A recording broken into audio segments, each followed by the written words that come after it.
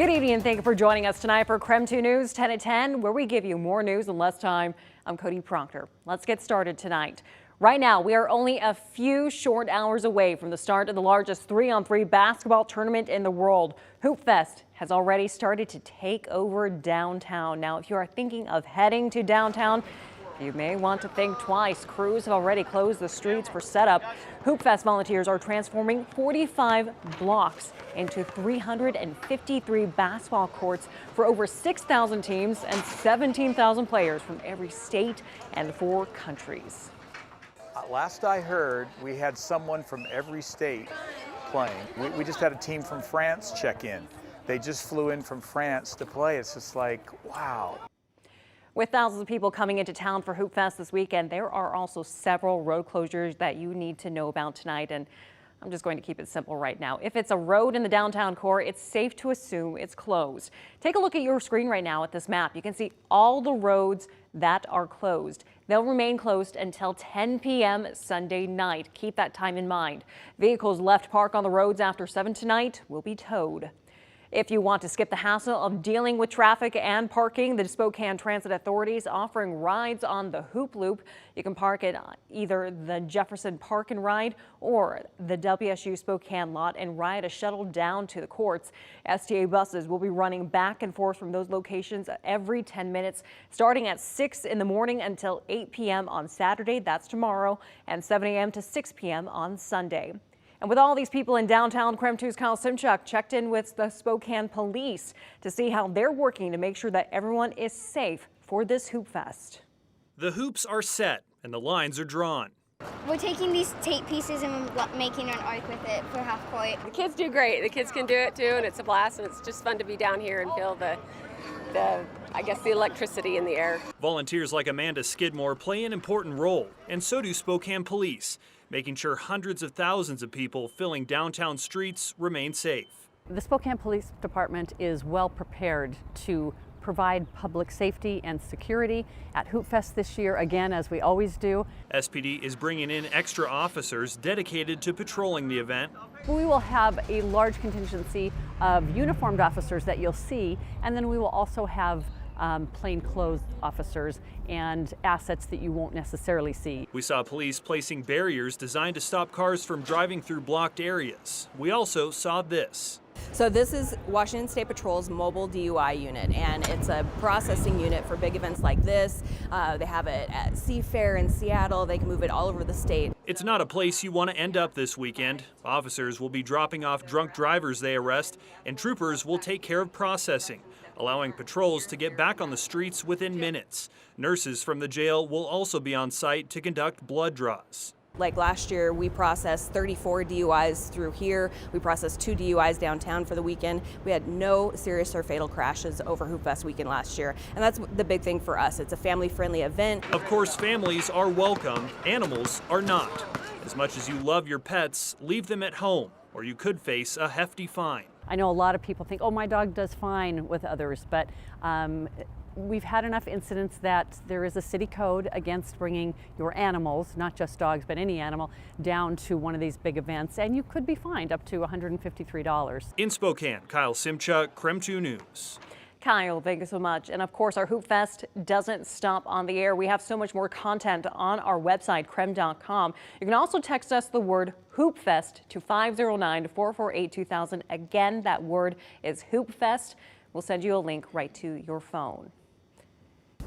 In the meantime, it's going to be a busy weekend in downtown. Hopefully, we're looking to see some pretty great weather as well. For a look at how the weekend's shaping up, let's send it over now to meteorologist Michelle Boss. Certainly not the hottest forecast we have seen in the past. That's right. With Hoopfest occurring at the end of June, you can usually count on pretty warm weather. Some years it's downright hot. I think we're going to be doing okay this year with warm temperatures, but nothing extreme. In fact, on Saturday and Sunday, we're looking at highs downtown in the low to mid 80s. Morning temperatures are going to be in the middle and upper 60s. And at least tomorrow, what's going to help out a little bit, should have a little bit of a breeze out there, gust up to 20 miles per hour. So that might take the edge off the heat just a little bit. As far as any precipitation, we've seen some showers pop up over the higher terrain this afternoon. Expect similar conditions tomorrow. So it should be dry in Spokane, but if you're headed out into the mountains, watch out for the potential for some isolated thunderstorms. 60 60s and 70s across the region right now. 61 in Deer Park, 68 in Othello, 70 in Spokane, and 67 degrees in Coeur d'Alene. Temperatures headed down into the low to mid 50s overnight. So a great night to open those windows and cool off because the sun will be out and warming things up pretty quickly. We'll see highs tomorrow and Sunday in the lower 80s. At this time, we ask that you please join us in a moment of silence in remembrance of Spokane's own Sandy Williams.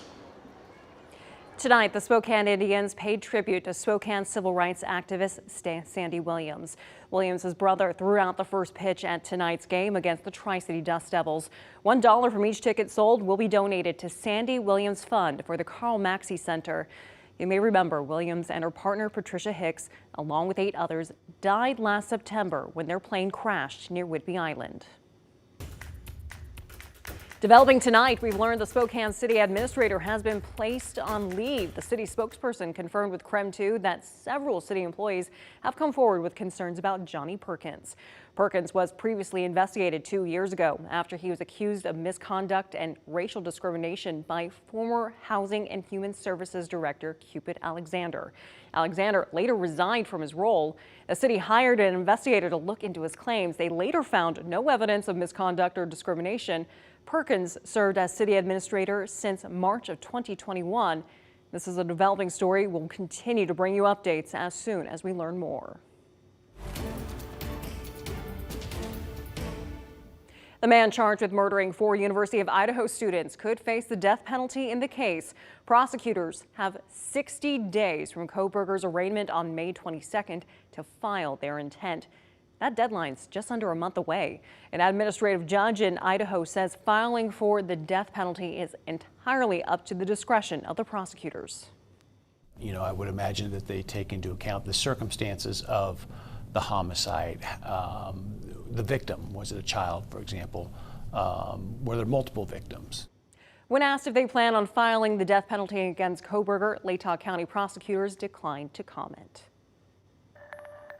A Washington Superior Court judge rejected a request to block Washington's new law banning the sale of certain assault weapons. The ban took effect back in April and was immediately challenged by gun rights advocacy groups. The ruling keeps it in place while legal challenges make their way through the courts.